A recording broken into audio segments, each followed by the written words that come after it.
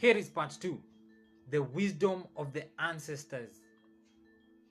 In 1904, the British came, they started registering births.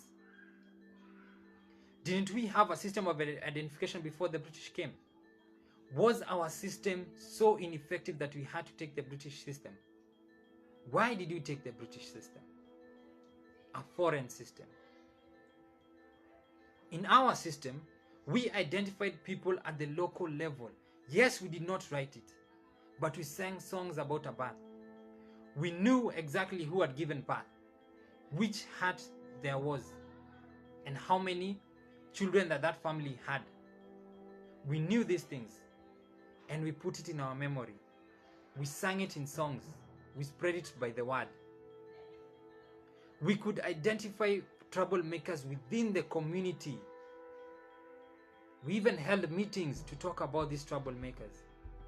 We could identify outsiders within the community because we all knew each other, because we had a system of identification.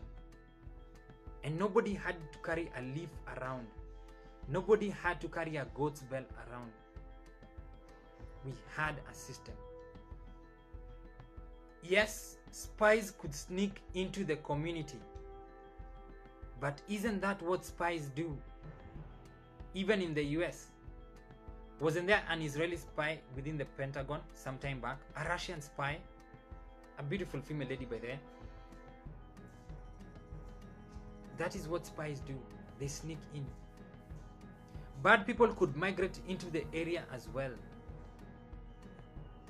They could, move in, say they have good intentions. After some time, they're beating up people, they're stealing, they're doing everything.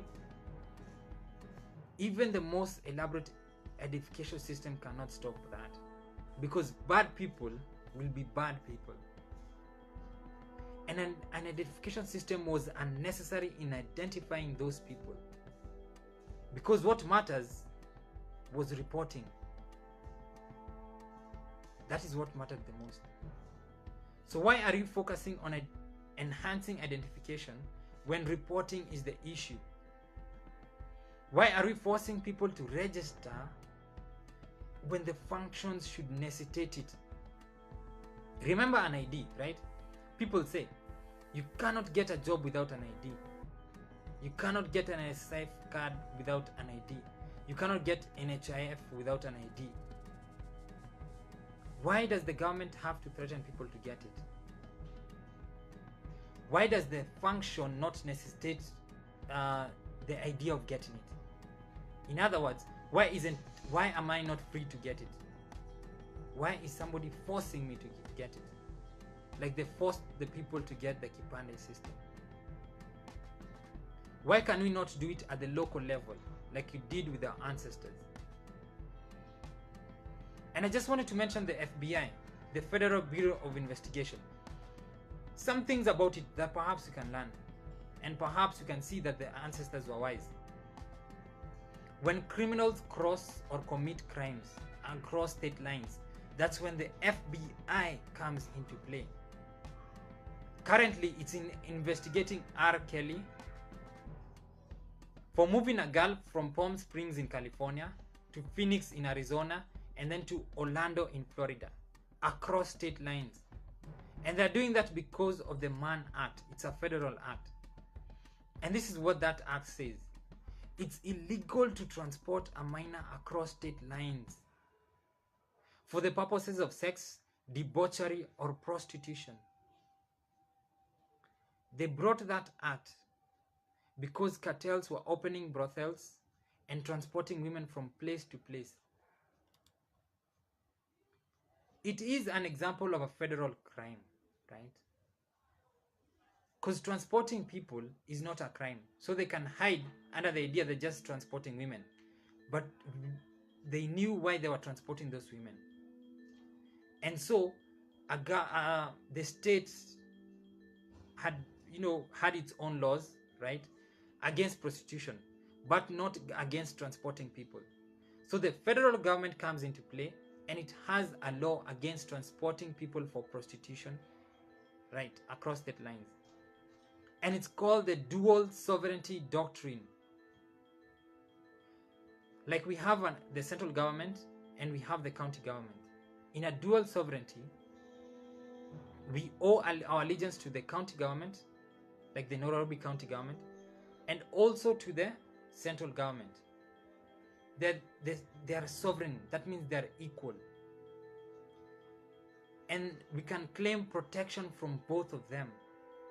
For example, if the DCI wants to search my records, then he can go to the county where I have my records, and he can explain to the county why he wants my records.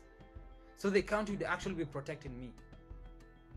And if the county starts abusing my rights, I can go to the central government and tell them that these guys are interfering with my records, but they don't have cause of doing so. So I can claim protection from both the sovereigns. And the sovereigns have to negotiate with each other to prevent conflict against each other. And guess who wins when they negotiate? The citizen. The principle behind this is that the big government stays in its lane, that a government never becomes so big that it controls its entire citizenry like the British control the African. If things got out of hand back in the days of our ancestors, then they would talk to the neighboring clan, they would talk to the neighboring community. But that community cannot dictate to the clan what to do. Protection from both. No outsider would come and tell you what to do, like the British did, how to live, like the British did, or force you to pay tribute, like the British did, and then force you to register so that they can ensure that you paid tribute, or increase your taxes and then ensure that you can pay those taxes, whether the conditions are bad or good. So anyway, let me move to another point. Why is it hard to rig a US election? Because the system is decentralized. Because there is a different electoral process in every state. Because there is a different data storage and processing systems. There is strength in diversity, and nobody can hack the US election because of that. But in Kenya, the lights can go off at KICC. Is there a potential for hacking a centralized system of data? Look at IFMIS, for example, right? The Integrated Financial Management Information System. 800 million worth of tenders was awarded in 2017 when somebody hacked into the system. The Communications Authority of Kenya, that website, it was hacked in 2017. That's the Communication Authority. They're supposed to take care of everything ICT. The Ministry of Foreign Affairs, staff emails were hacked in 2016. The Kenya Defense Forces Twitter account was hacked in 2015. The National Environment Trust Fund website hacked in 2015. The potential for hacking exists.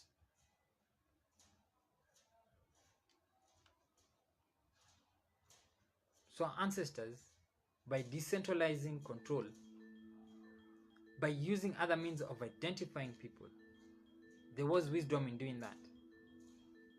In putting everything in one system, there is a danger.